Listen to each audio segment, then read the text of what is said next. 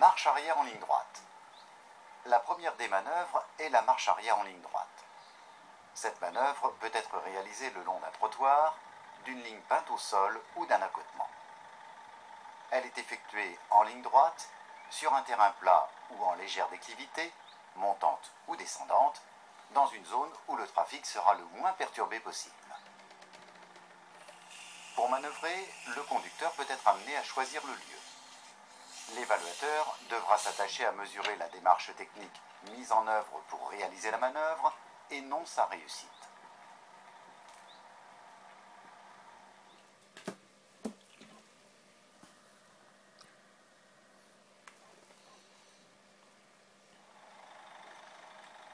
La manœuvre à réaliser ici est celle de la marche arrière en arrondi ou en angle. Cette manœuvre peut être réalisée le long d'un trottoir, d'une ligne peinte au sol ou d'un accotement. Elle doit être effectuée en terrain plat ou en légère déclivité, montante ou descendante, dans une zone où le trafic sera le moins perturbé possible. Pour manœuvrer, le conducteur peut être amené à choisir le lieu. L'évaluateur devra s'attacher à mesurer la démarche technique mise en œuvre pour réaliser la manœuvre et non sa réussite.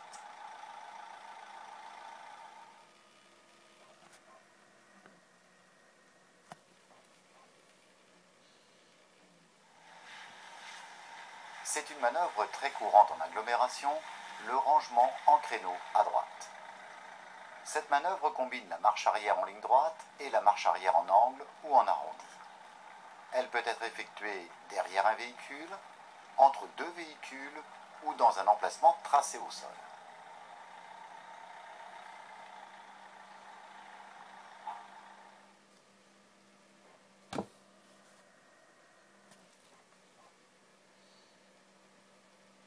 Encore une manœuvre courante en agglomération, le rangement en créneau à gauche. Cette manœuvre combine la marche arrière en ligne droite et la marche arrière en angle ou en arrondi. Elle peut être effectuée derrière un véhicule, entre deux véhicules ou dans un emplacement tracé au sol. Bien évidemment, elle s'effectue dans une rue à sens unique.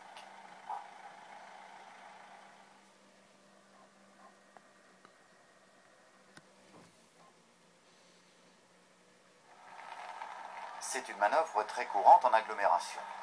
Tellement courante qu'on en oublie vite les véhicules entre lesquels on stationne et qu'on oublie de les contourner, ce qui est source d'accrochage au moment de pénétrer dans la place de stationnement ou d'en ressortir.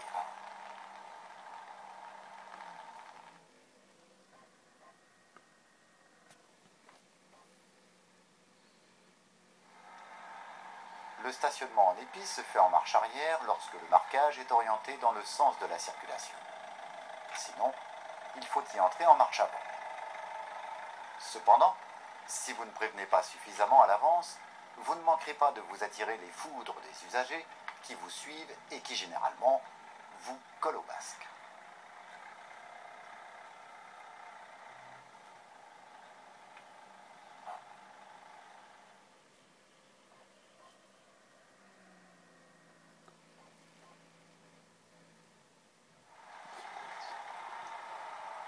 Le rangement en bataille en marche arrière. Cette manœuvre devrait toujours être celle qu'on adopte en voulant se placer dans un parking en bataille.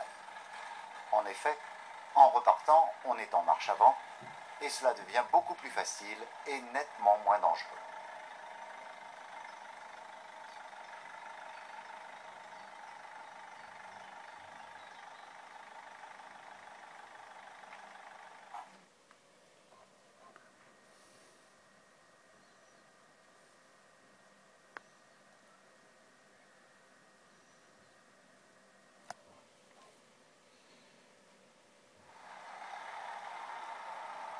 Le rangement en bataille en marche arrière. Cette manœuvre devrait toujours être celle qu'on adopte en voulant se placer dans un parking en bataille. En effet, en repartant, on est en marche avant et cela devient beaucoup plus facile et nettement moins dangereux.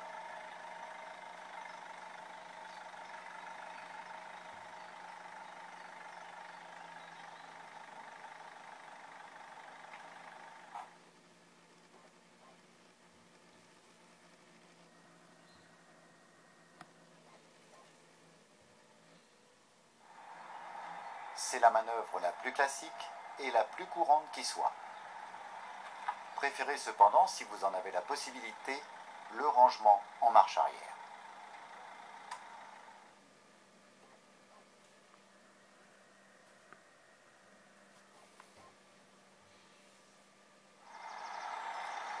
C'est une manœuvre courante, effectuée souvent sur des parkings ou sur une chaussée à double sens.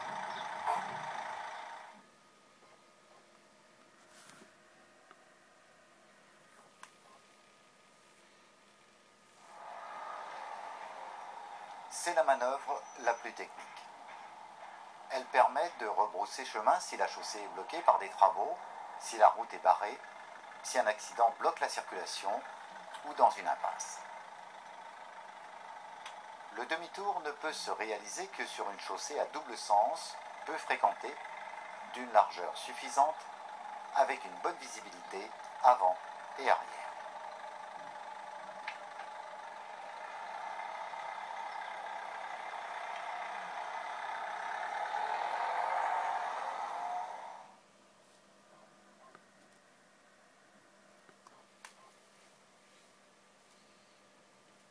Pour la manœuvre freiner pour s'arrêter avec précision, l'évaluateur devra, dans un souci de sécurité, annoncer un repère vertical précis, bien visible et suffisamment tôt en fonction du lieu et de l'allure. L'arrêt de précision sera considéré comme réalisé et donc satisfaisant dès lors que le véhicule d'examen se trouvera à la hauteur du point de repère, c'est-à-dire situé entre les aplombs avant et arrière du véhicule.